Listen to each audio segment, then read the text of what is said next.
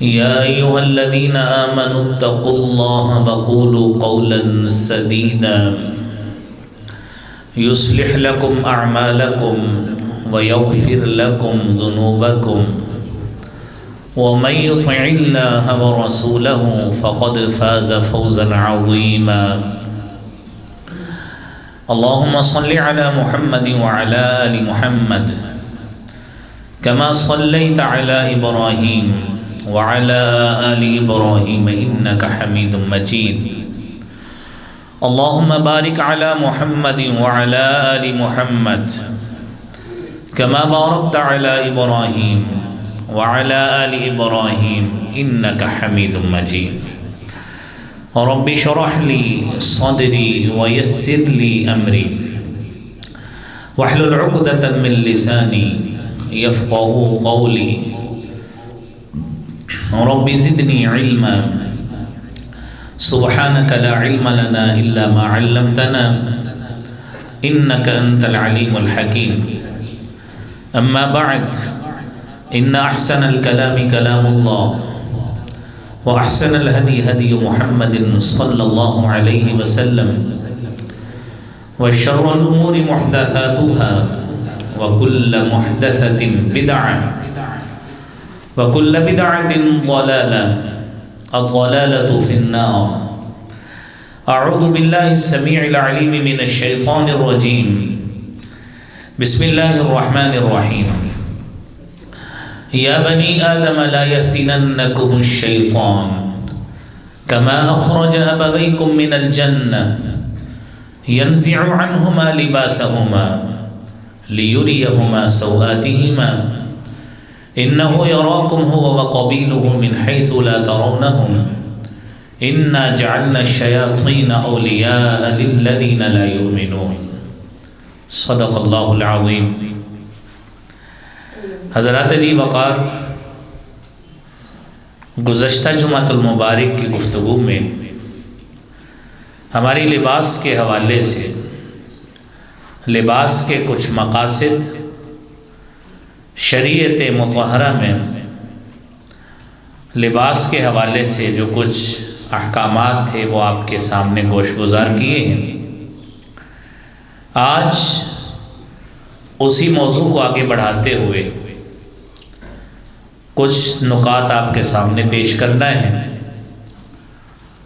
تاکہ لباس کے حوالے سے شریعت کے جو مسائل عمومی طور پر جن کا ہمیں سامنا کرنا پڑتا ہے وہ شریعت کی روشنی میں ہمارے سامنے ان کا حل موجود ہو اور عمل کرنے میں آسانی رہے. اس میں کوئی شک نہیں ہے کہ انسان وہ جو لباس پہنتا ہے وہ صرف کپڑوں کی حد تک نہیں ہے. چونکہ لباس کے جو بنیادی مقاصد آپ نے گزشتہ جمعہ کو سنے ہیں اس میں ایک بڑا مقصد یہ تھا یا بنی آدم قد انزلنا علیکم لباسا یواری سوآتکم وریشا، کہ تمہارے عزت اور عصمت کا تحفظ کرنا، اس کو چھپانا اور زیب و زینت کا باعث ہونا، یہ لباس کا مقصد ہے. انسان اپنے آپ کو خوشنما بنانے کے لیے، اپنے گھر فیملی میں اپنے آپ کو بہتر دکھانے کے لیے اچھے لباس کا اہتمام کرتا ہے، اور اس میں کوئی شک بھی نہیں ہے، کرنا چاہیے.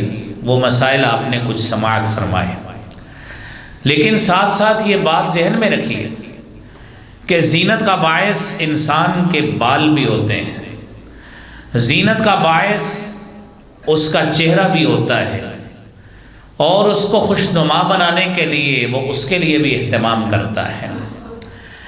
زینت کا باعث اس کے ہاتھ بھی ہو سکتے ہیں، اس کے جوتے بھی ہو سکتے ہیں، وہ جو بھی چیزیں پہنتا ہے جو ظاہری سامنے نظر آتی ہیں وہ تمام چیزیں اس کے لیے زیب و زینت کا باعث ہو سکتی ہیں. امام ابو داود رحمۃ اللہ علیہ نے سنن ابی داود میں اسی لیے کتاب الترجل قائم کیا ہے جو زیب اور زینت اور انسان کی ظاہری حسن اور خوبصورتی کے حوالے سے جو احادیث اس میں آ سکتی ہیں اس کے مطابق جو انہوں نے مناسب سمجھا وہ اس سنن ابی داؤد میں لے کر آئے ہیں۔ حضرات دیکھیے، جہاں پہ یہ لباس کا مقصد زیب و زینت کا باعث ہونا ہے، اپنے آپ کو چھپانا ہے، اور لباس انسان کے جو جسمانی عیوب ہوتے ہیں، کوئی جسم پہ دھبا داغ زخم بھی ہوا ہے، لباس انسان پہنتا ہے وہ چیز اس کی چھپ جاتی ہے۔ اسی لیے قرآن کریم نے مرد کو خاتون کا اور خاتون کو مرد کا، میاں بیوی کو باہمی طور پر ایک دوسرے کا لباس کہا ہے۔ ہن لباس لکم وانتم لباس لہن۔ شیطان نے ابتدا میں ہی داؤ لگایا اور آدم علیہ السلام کو اپنے فتنے میں، آزمائش میں لانے کی کوشش کی، جس میں وہ کامیاب رہا۔ اب شیطان کا حملہ، آدم علیہ السلام نے تو اللہ سے توبہ کر لی، لیکن بنی نوع انسان وہ اسی لباس کے فتنے سے ہی آگے چل کر بے حیائی کی مرتکب ہوتی ہے۔ اگر لباس کے فتنے کے حوالے سے جو آیت کریمہ آپ نے سنی ہے، یا بنی آدم لا یفتننکم الشیطان، اے بنی آدم شیطان ہرگز تمہیں فتنے میں مبتلا نہ کر دے۔ وہ کیسا فتنہ ہو سکتا ہے؟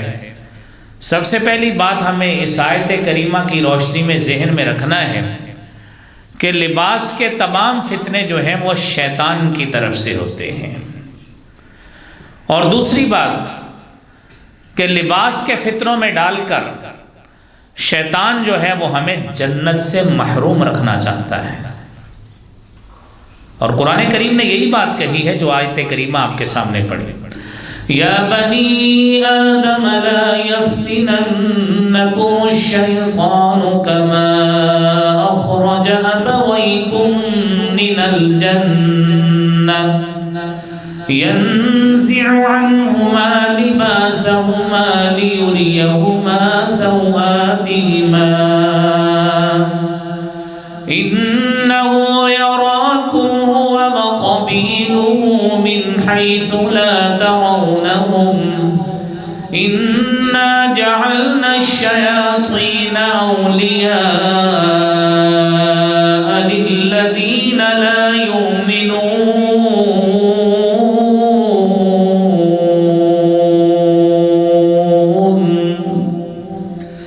بنی آدم شیطان تمہیں فتنے میں مبتلا نہ کر دے، کما اخرج ابویکم من الجنہ ینزع عنہما لباسہما، جس طرح اس نے آپ کے آبا کے ساتھ آدم اور حوا کے ساتھ کیا اور انہیں جنت سے نکلوا دیا۔ اور تیسری بات میرے بھائیوں اس آیت کی روشنی میں یہ ہے کہ شیطان کے چیلے ہمارے خیر خواہ بن کر ہماری جڑیں کاٹتے ہیں اور ہمیں ایسے وسواس میں مبتلا کرتے ہیں کہ آپ جو لباس آپ پہنے ہیں اس سے کہیں باہر آ جائیں، لباس سے باہر نکل جائیں، شاید تمہاری زیب اور زینت لباس کے بغیر ہے، تو بدقسمتی سے ہم لوگ کسی حد تک اس چیز کا اور اس فتنے کا بھی شکار ہو جاتے ہیں۔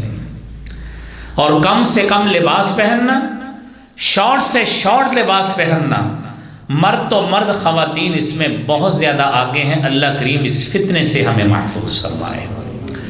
اور پھر بھائیو چوتھی بات کہ اس فتنے میں کون مبتلا ہوتا ہے؟ اس فتنے میں وہی مبتلا ہوتا ہے جس کا ایمان کمزور ہوتا ہے۔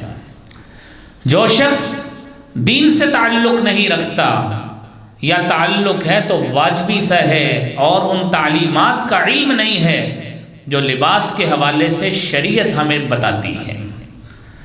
جب علماء کے پاس نہیں بیٹھیں گے، مسجد میں نہیں آئیں گے اور علماء سے چیزیں سیکھیں گے نہیں، تو میرے بھائیوں یہ کیسے ممکن ہوگا کہ یہ سارے کے سارے مسائل ہمیں گھر بیٹھے معلوم ہو جائیں؟ جب تک علماء کی صحبت اختیار نہیں کریں گے، مسجد میں نہیں آئیں گے اور مسجد میں آ کر یہ چیزیں نہیں سیکھیں گے، اس وقت تک یہ چیزیں حاصل نہیں ہو سکتی۔ اور مسجد بھی جو بنیادی مرکز ہے ہماری شریعت میں جو ایک مرکز کی حیثیت رکھتا ہے، اس مسجد میں آنے کا ادب بھی شریعت نے بتایا ہے۔ یا بنی آدم خذوا زینتکم عند کل مسجد وَكُلُوا وَاشْرَبُوا وَلَا تُسْرِفُوا إِنَّهُ لَا يُحِبُّ الْمُسْرِفِينَ۔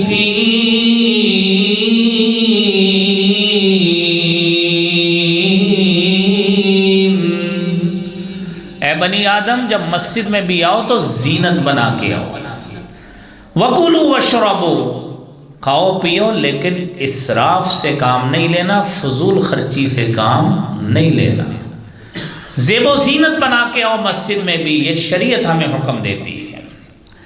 اب میرے بھائیوں، یہ لباس کا اہم حصہ نبی کریم صلی اللہ علیہ وآلہ وسلم جس علاقے سے تعلق رکھتے تھے، لباس اس کلچر کی، اس علاقے کی ایک علامت ہوتا ہے۔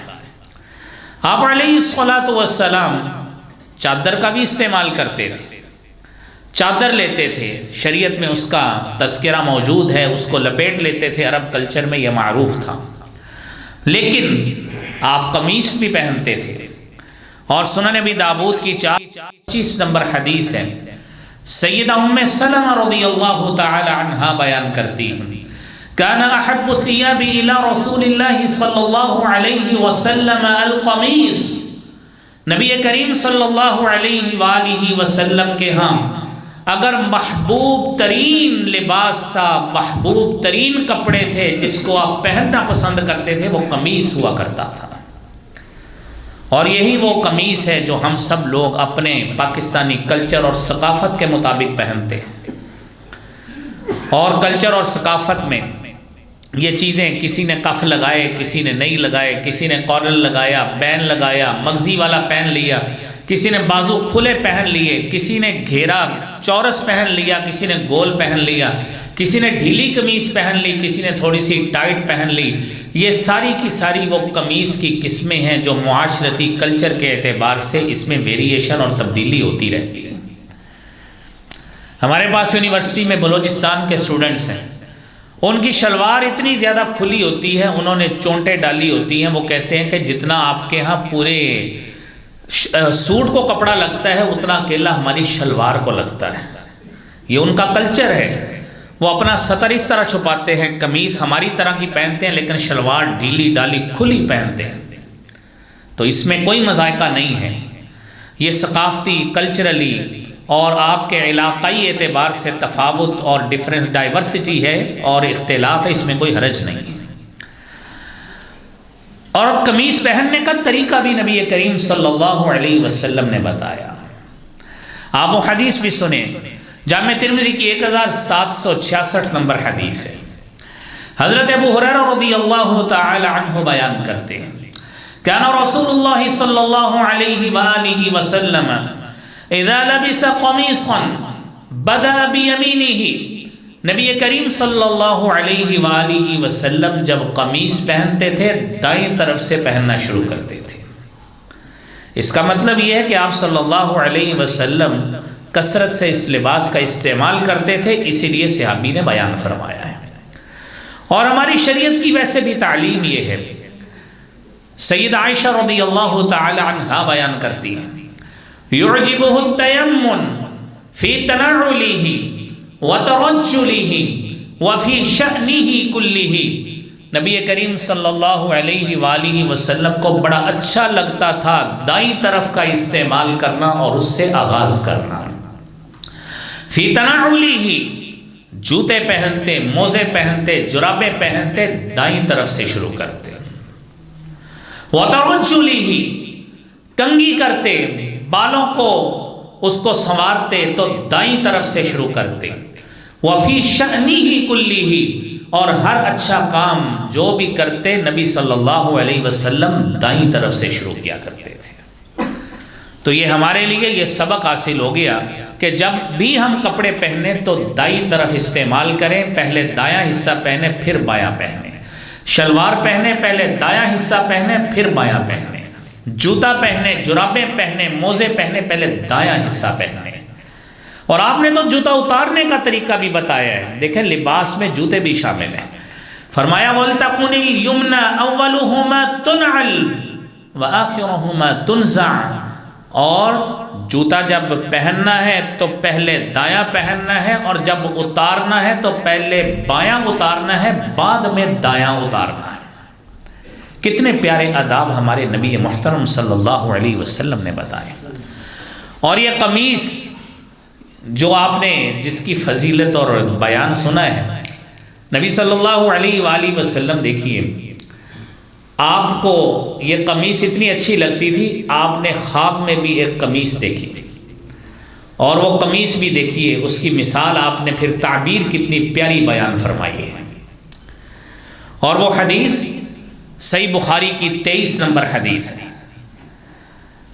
وہ کیا ہے؟ سیدنا ابو سعید خدری رضی اللہ تعالی عنہ بیان کرتے ہیں، سمعت رسول اللہ صلی اللہ علیہ وآلہ وسلم بین انا نائم رأیت الناس عرضوا علی وعلیہم قمص۔ آپ صلی اللہ علیہ وسلم فرماتے ہیں میں سویا ہوا تھا، میرے اوپر کچھ لوگ پیش کیے گئے خواب میں، اور یہ یاد رکھیے کہ انبیاء کو اللہ جو خواب میں دکھاتے ہیں اس کی حیثیت وحی الہی کی ہوا کرتی ہے۔ فرمایا کہ میرے اوپر کچھ لوگ پیش کیے گئے، انہوں نے قمیصیں پہنی تھیں، اور کسی کی قمیص اس کے چھاتی تک تھی، وَمِنْهَا مَا يَبْلُغْ دُونَ ذَلِكَ، کسی کی اس سے بھی نیچے، وَعُرِضَ عَلَيَّ عُمَرُ، اور میرے اوپر عمر بن خطاب رضی اللہ تعالی عنہ کو بھی پیش کیا گیا خواب میں، وعلیہ قمیص اشترہ، اور انہوں نے جو قمیص پہنی تھی اتنی لمبی تھی جو اشترہ نیچے پیچھے گھسٹ رہی تھی، کھینچی جا رہی تھی۔ صحابی پوچھتے ہیں فما اولتہ یا رسول اللہ کے رسول صلی اللہ علیہ وسلم آپ نے اس کی کیا تعبیر فرمائی؟ فرمایا الدین، حضرت عمر فاروق رضی اللہ تعالی عنہ کی ذات میں، شخصیت میں دین اتنا نافذ ہوگا کہ اوپر سے لے کر نیچے تک دین ہی دین ہوگا۔ یہی قمیص ہے، یہ آپ کو اتنا پیارا اور اتنا اچھا لگتا تھا یہ لباس قمیص والا، اللہ نے خواب میں مثال بھی قمیص کے ذریعے سمجھائی ہے۔ اور عورتوں کا لباس کیا ہے؟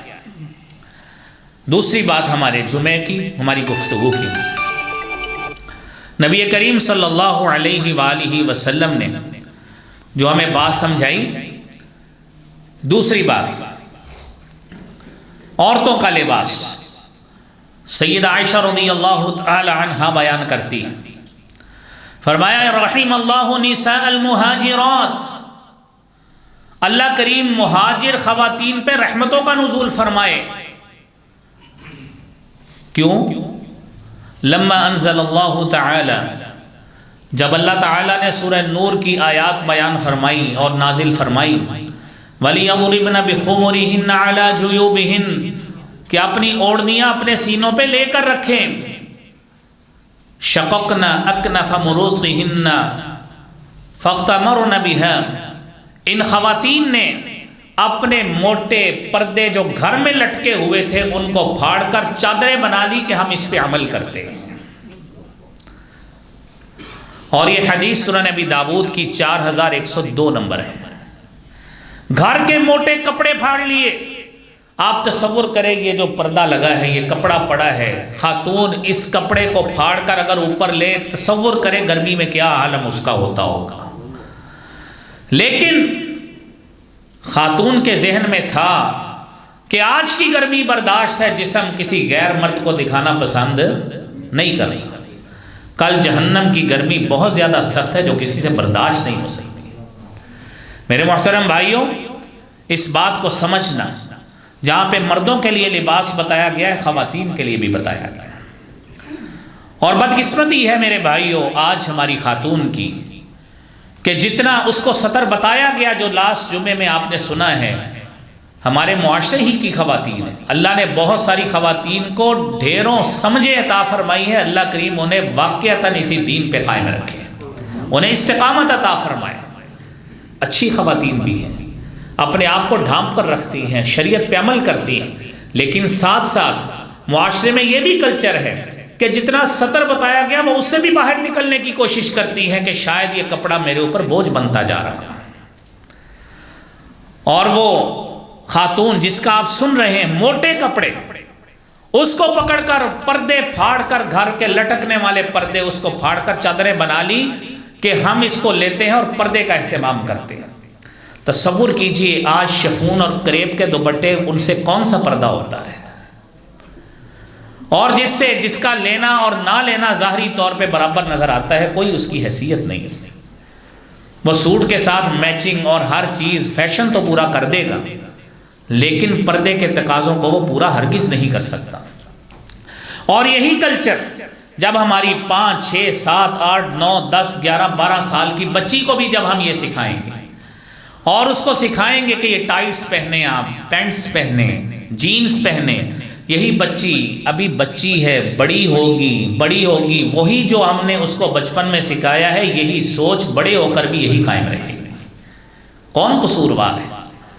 قصوروار اس کی ماں ہے، قصوروار اس کا باپ ہے، جس نے اس کو ایسے لباس لا کر دیے، جس نے اس کو یہ چیزیں خرید کر دی کہ معاشرے کا فیشن اور کلچر ہے یہ چیزیں پہننا کرتے ہیں.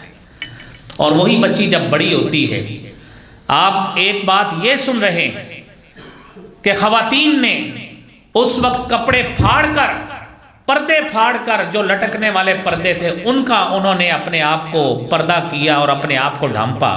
میرے بھائیوں، ان چیزوں سے سبق حاصل کرنا چاہیے. اور اگلی بات میرے بھائیوں، نبی کریم صلی اللہ علیہ وآلہ وسلم نے فرمایا عریاں لباس کے حوالے سے، فرمایا صنفان من اہل النار. یہ حدیث میں نے پچھلے جمعے آخر میں بیان کی، اس کی وضاحت سن لیں. فرمایا 2 خصوصیات ایسی ہیں جو اہل جہنم میں سے ہیں، اور جس میں یہ پائی جائے وہ اپنے آپ کو پکا جہنمی سمجھے. اللہ کریم ہمیں محفوظ فرمائے. کون سے لوگ؟ فرمایا قوم معہم سیاط کاذناب البقر یضربون بها الناس، جنہوں نے گائے کی دموں کی طرح کے کوڑے رکھے ہیں، لوگوں کو ان کوڑوں سے مارتے ہیں، ان پہ اس طرح کی سختی کرتے ہیں وہ اپنے آپ کو سمجھ لے کہ ان کا ٹھکانہ جہنم میں ہے. وہ اللہ کی مخلوق پہ اس طرح سختی کرتے ہیں کوڑے مار مار کر. اور دوسرا ساتھ ہی ان لوگوں کے بارے میں بھی بیان کیا، ان لوگوں کے بارے میں جو معاشرے کی وہ خواتین جو ایسے کپڑے پہنے. فرمایا رب کاسیات نساء کاسیات عاریات مائلات ممیلات، جنہوں نے کپڑے تو پہنے لیکن پہنے نہ پہنے ایک جیسے ہیں. اتنے باریک کپڑے پہنے کہ جسم کی ساخت اس میں نظر آتی ہے، اور اس سے مائل بھی ہوتی ہیں اور لوگوں کو بھی اپنی طرف مائل کرتی ہیں.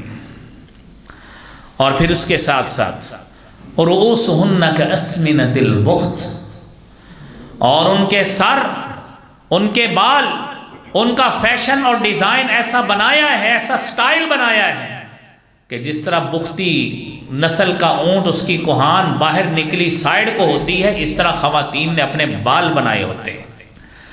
آپ نے فرمایا لا يدخلن الجنہ، ایسی خاتون جنت میں داخل نہیں ہو سکتی.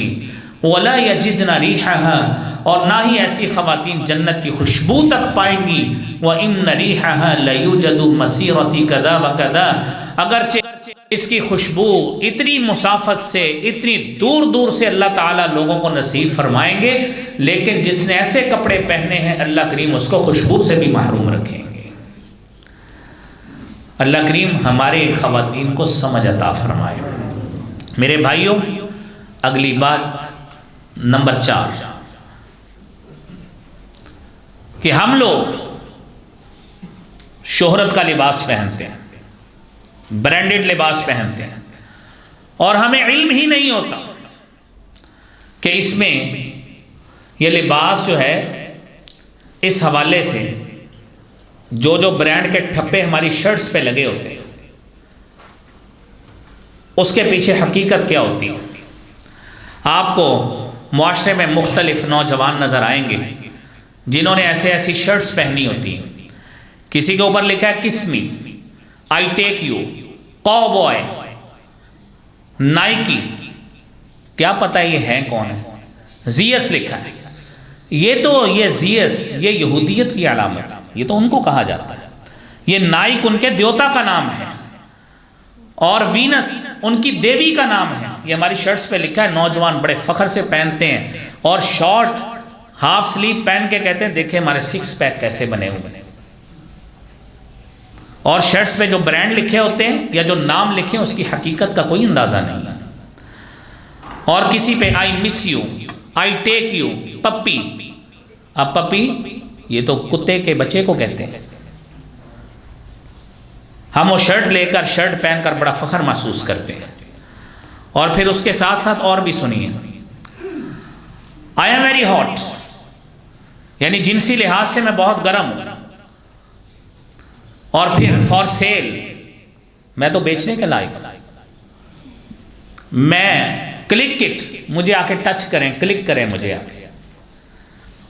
اور پھر کسی شرٹ پہ روجر لکھا ہے، کسی شرٹ پہ فرڈینڈ لکھا ہے، اور ان کی حقیقت سن لیں، کسی پہ ریچرڈ لکھا ہے۔ یہ لوگ کون تھے جن کی شرٹس پہن کر ہم بڑے فخر محسوس کرتے ہیں؟ آپ روجر کی حقیقت سنیں، میں ایک دو آپ کو بتا دیتا ہوں۔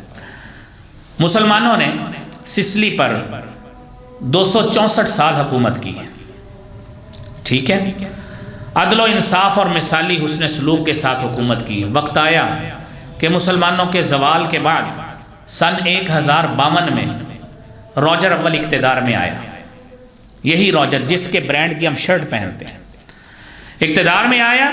اس نے نہ صرف مسلمانوں کی جائیدادیں چھینی، جائیدادیں چھیننے کے ساتھ ساتھ مسلمانوں کے گھروں کو بھی جلایا اور مساجد بند کروا دی، اور نبی کریم صلی اللہ علیہ وآلہ وسلم کے لیے، آپ کی ذات کے لیے ہر مجلس میں گالیاں دینا لازم قرار دے دیا۔ یہ وہ روجر ہے جس کے شرٹ کے برانڈ ہم پہن کے فخر محسوس کرتے ہیں،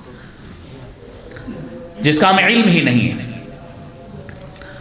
اور دوسرے نمبر پر فرڈینڈ، FERDENED، یہ کون ہے؟ سن 1492 میں سقوط غرناطہ ہوا، معاہدہ امن ہوا۔ مسلمانوں کی طرف سے ابو عبداللہ تھا اور عیسائیوں کی طرف سے فرڈینڈ تھا۔ انہوں نے دستخط کیے، اور دستخط کرنے کے بعد فرڈینڈ نے معاہدے کی خلاف ورزی کرتے ہوئے مسلمانوں کو اسپین سے ختم کرنے کی مہم شروع کی، اور ایک مذہبی عدالت کے حکم پر 12,000 مسلمانوں کو زندہ آگ میں جلانے کا حکم صادر کیا، اور کم و بیش 30,000 مسلمان قتل کیے گئے۔ مسلمانوں کا اصل ذخیرہ جو لائبریریز ہوتی ہیں، کتابوں کا خزینہ تھا، اسے جلا دیا گیا، اور اس نے حکم جاری کیا کہ جو لوگ اس مذہب عیسائی کو قبول کرنا چاہتے ہیں وہ قبول کریں، انہیں زندہ رہنے کی اجازت ہے، ورنہ سب کو قتل کر دیا جائے گا۔ کچھ سادہ لو بیچارے مسلمان عیسائی بھی ہو گئے، باقیوں نے جنگلوں میں رہ کر اپنی جان بچائی۔ یہ فرڈینڈ ہے جس کی ہم شرٹس پہنتے ہیں۔ اور تیسرے نمبر پر رچرڈ اور پیٹر کی بھی سن لیں۔ یہ تیسری صلیبی جنگ ہوئی۔ مسلمانوں اپنی تاریخ سے واقفیت حاصل کرو، اور ہمیں علم ہو یہ لوگ کون کون سے ہمارے خیر خواہ ہیں، کون کون سے نہیں، کن کو ہم اپنی شرٹس پہ، سینوں پہ، دل پہ لگا کر لوگوں کے سامنے ان کی مشہوری کرتے ہیں، لیکن ان کی حقیقت اور اصلیت کیا تھی۔ یہ میرے بھائیوں، برطانوی مورخ نے اس کو شیر دل رچرڈ لکھا ہے۔ وہ رچرڈ کون ہے کہ تیسری صلیبی جنگ میں اسی رچرڈ نے 3,000 کے ایک اسلامی لشکر کو وعدہ معافی دے کر ہتھیار رکھوا لیے، ہتھیار رکھوانے کے بعد سب کو قتل کر دیا۔ یہ مسلمانوں کے دشمن، یہ سفاک اور درندے لوگ، یہ ظالم لوگ، آج کا مسلمان اور نوجوان اس کو اس کی حقیقت کا علم ہی نہیں ہے کہ وہ کون کون سی شرٹیں، کون کون سی پینٹس پہن کر اور کون کون سے لباس پہن کر ان کی نمائش کرتا پھرتا ہے، اس کو اس بات کا علم ہی نہیں ہے۔ اللہ کریم ہمیں اس کی بھی سمجھ عطا فرمائے۔ میرے بھائیوں، آپ سچی بات ہے، باتیں تو اتنی کرنے کو دل کرتا ہے کہ آپ لوگوں کو بتائیں کہ یہ حقیقت جو لباس کی ہے، میں نے آپ کے سامنے آیت پڑھی کہ ہماری شریعت میں تو مسجد میں بھی زینت بنا کے آنے کا حکم ہے۔ آپ کفار کے ان علاقوں کی اگر آپ کو مثالیں دیں، آپ سچی بات ہے دل خون کے آنسو ہوتا ہے کہ یہ لوگ کہ جنہیں اللہ رب العالمین نے راندہ درگاہ قرار دیا، یہ تو اس کو فالوور ہیں، یہ تو اس کے پیروکار ہیں۔ ہماری شریعت نے لباس ہمارے لیے زینت کا باعث بنایا، ہماری شرم اور ستر چھپانے کا اہتمام کیا۔ آپ ایک دو مثالیں دیکھیے۔ امریکہ میں سیٹل ہائی وے ایک علاقہ ہے، وہاں پہ کیا ہوا، ایک خاتون اپنا لباس اتار کر برہنہ ہو کر بجلی کے کھمبے پہ چڑھ گئی، ہاتھ میں اس کے شراب کی بوتل تھی۔ اب اس نے شراب کی بوتل پکڑے، وہ ٹاور پہ چڑھ گئی، پولیس نے پاور کمپنی کو مطلع کیا، انہوں نے بجلی بند کر دی۔ لوگ حسینہ کے دیدار کے لیے اکٹھے ہو گئے اور ٹریفک جام ہو گئی۔ یہ ڈرامہ، یہ جو کیفیت جاری تھی، لوگ اس کو گھنٹوں دیکھتے رہے اور ایک گھنٹے تک دیکھا۔ پولیس نے عورت کو کھمبے سے نیچے اتارا اور پولیس نے اس خاتون کو گرفتار کیا، برہنہ ہونے کے جرم میں نہیں، ٹریفک بند کرنے کے جرم میں، ٹریفک بند کرنے کے جرم میں اس کو گرفتار کیا۔ تو ہمیں اپنے مسلمان ہونے پہ فخر محسوس کرنا چاہیے کہ ہمارا اسلام یہ کتنی حیا والا ہے، یہ ہمیں کتنے شرم اور حیا کا درس دیتا ہے۔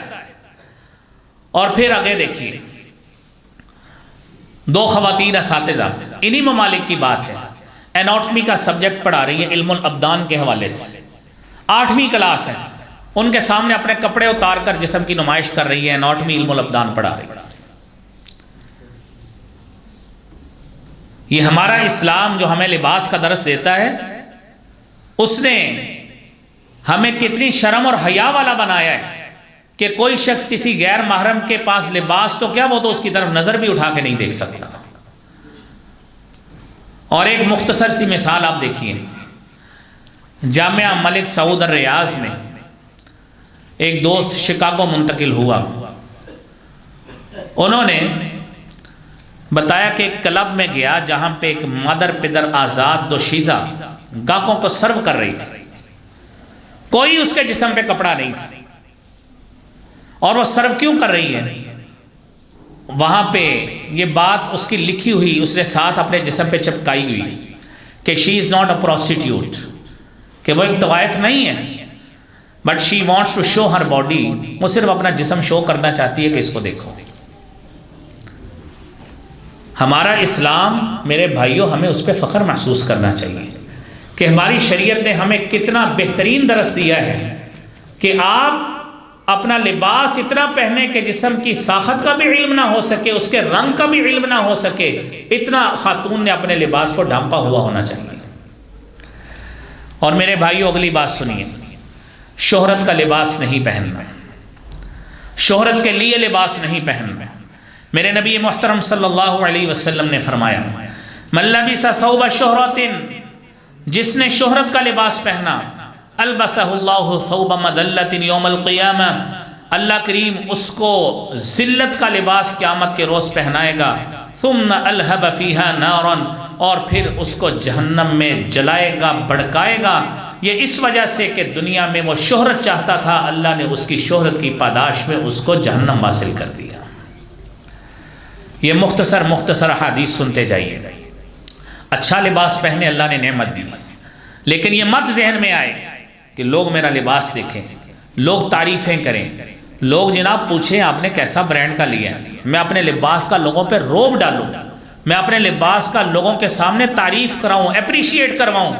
جب یہ چیز ذہن میں آ گئی میرے بھائیوں، تو پھر عذاب کے لیے تیار رہیے، اللہ کریم ہمیں سمجھ عطا فرمائے۔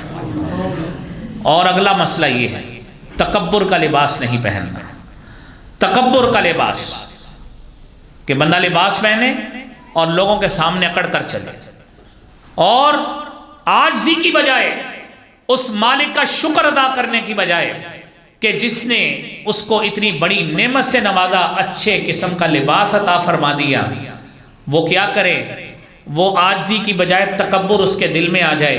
میرے نبی محترم صلی اللہ علیہ وسلم نے فرمایا، صحیح بخاری کی 5789 نمبر حدیث ہے، فرمایا بینما رجل یمشی فی حلۃ تعجبہ نفسہ، کہ ایک آدمی نے ایک ایسا لباس پہنا تھا کہ وہ اپنے آپ کو بڑا اچھا خوشنما سمجھ رہا تھا، اور مرجل جمتہ، اس نے زلفیں بڑی اچھے طریقے سے کنگھی کر کے کانوں تک بال لٹکائے ہوئے تھے۔ جب یہ تکبر اس کے ذہن میں آیا، فخر آیا، اذ خسف اللہ بہ، اللہ تعالیٰ نے اس کو زمین میں دنسا دیا، فہو یتجلجل الی یوم القیامہ، قیامت تک وہ اسی طرح زمین میں دھنستا رہے گا۔ یہ اس کے تکبر کی اس کو اللہ نے سزا دی ہے۔ لہذا لباس ملے اللہ کا شکر ادا کریں، اچھا لباس ملے عاجزی کے ساتھ اللہ کا شکر ادا کریں، اور مزید اللہ سے اچھی چیز کی دعا کریں، اور ساتھ یہ دعا کریں اللہ کریم ہمیں عاجزی رکھنا، کہیں ہمارے ذہن میں تکبر نہ آ جائے۔ اور پھر اسراف نہیں کرنا کہ آپ کے پاس کتنے جوڑے، میں جی ایک لباس پہنتا ہوں، اس کی ساری زندگی پھر باری نہیں آتی، آپ اتنے پیسے کیوں لگاتے ہیں؟ ہماری شریعت تو کہتی ہے کلوا واشربوا ولا تسرفوا، کہ کھاؤ بھی پیو بھی، اس میں بھی اسراف نہیں کرنا۔ آپ لباس میں اتنا اسراف کر رہے ہیں۔ حضرت عبداللہ بن عمر بن عاص رضی اللہ تعالی عنہما بیان کرتے ہیں، نبی کریم صلی اللہ علیہ وسلم نے فرمایا کلو واشربوا وتصدقوا، کھاؤ بھی پیو بھی صدقہ بھی کرو، والبسوا، اور پہنو بھی، ما لم یخالطہ اسراف او بخیلہ، اور وہ پہنو کہ جس سے نہ اسراف آتا ہو، فضول خرچی ہوتی ہو، نہ آپ کے ذہن میں تکبر آتا ہو۔ اور اس میں یہ بات بھی ساتھ ذہن میں رکھیے کہ اگر اللہ رب العالمین نے نعمت سے نوازا ہے، اگر مالک نے آپ کو بہت بڑا انعام دیا ہے، روپیہ پیسہ، دکانیں، مال جائیداد، پراپرٹی، گاڑیاں کوٹھیاں موجود ہیں، تو پھر فقیر بننے کا بھی فائدہ کوئی نہیں ہے۔ پھر کیا ہے؟ پھر اچھا لباس بھی پہنے، لیکن ساتھ عاجزی کا عنصر دل میں رہے۔ صحابی بیان کرتے ہیں، اتیت النبی صلی اللہ علیہ وآلہ وسلم فی ثوب دون، میں نبی کریم صلی اللہ علیہ وسلم کے پاس آیا، میں نے بڑا ہلکا اور لو کوالٹی کا لباس پہنا ہوا تھا۔ نبی کریم صلی اللہ علیہ وسلم نے فرمایا الک مال، کیا تیرے پاس مال نہیں ہے؟ میں نے کہا جی ہاں، مال تو میرے پاس موجود ہے۔ فرمایا من ای المال، کون سی قسم کا مال ہے، کتنا اللہ نے تجھے مال و دولت سے نوازا ہے؟ تو میں نے کہا قد آتانی اللہ من الابل والغنم والخیل والرقیق، اللہ نے اتنی مال و دولت دی کہ مجھے مال بھی دیا، اونٹ بھی دیے، گھوڑے بھی دیے، بکریاں بھی دی، اور غلام بھی دیے۔ میرے نبی محترم صلی اللہ علیہ وسلم نے فرمایا، سنن نبی داود کی 4063 نمبر حدیث ہے، فَإِذَا آتَاكَ اللَّهُ مَالًا فَلْيُرَ أَثَرُ نِعْمَةِ اللَّهِ عَلَيْكَ وَكَرَامَتِهِ، جب اللہ تعالیٰ انعام دیتے ہیں، اللہ آپ کو فیور دیتے ہیں، مالی لحاظ سے آپ کو اللہ تعالیٰ نوازتے ہیں، تو اس کی نعمت کا اظہار اور اس کی احسان مندی تمہارے جسم پہ ظاہر ہونی چاہیے۔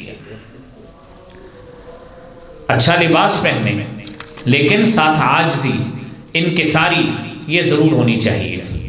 اور اگلی بات میرے بھائیوں، درندوں کا لباس پہننا، درندوں کے چمڑے کا لباس پہننا، کہ آپ کے پاس کون سا پرس ہے جی؟ میرے پاس بڑا برانڈ ہے، مگر مچھ کی کھال کا پرس ہے۔ آپ کو کس نے بتایا کہ مگر مچھ کی کھال کا پرس لیتے ہیں؟ میرے پاس جیکٹ ہے، چیتے کی کھال کی جیکٹ ہے۔ بھئی آپ کو کس نے کہا چیتے کی کھال کی جیکٹ بناتے ہیں؟ یہ تو اللہ نے ویسے ہی حرام کر دی ہے۔ ابو ملیح بن اسامہ اپنے والد سے روایت کرتے ہیں، سنن نبی داود کی 4131 نمبر روایت ہے، ان رسول اللہ صلی اللہ علیہ وسلم لہا عن لبس جلود السباع والرکوب علیہا، نبی کریم صلی اللہ علیہ وآلہ وسلم نے درندوں کے چمڑے کو استعمال کرنے اور درندوں پر سواری کرنے سے منع فرمایا ہے۔ کہ کوئی بندہ کہے جی میں نے چیتے پہ اتنے جھولے لیے، میں نے شیر پہ اتنی سواری کی، میرے نبی نے منع فرمایا ہے۔ ان کی سکن کا، چمڑے کا استعمال کرنا اور اس کی چیزیں بنا کر استعمال کرنا میرے نبی نے منع فرمایا ہے۔ یہ تو چیزیں ہی حرام کی ہیں اور اس سے منع فرمایا ہے۔ میرے بھائیوں، ہم یہ چیزیں کیوں استعمال کرتے ہیں؟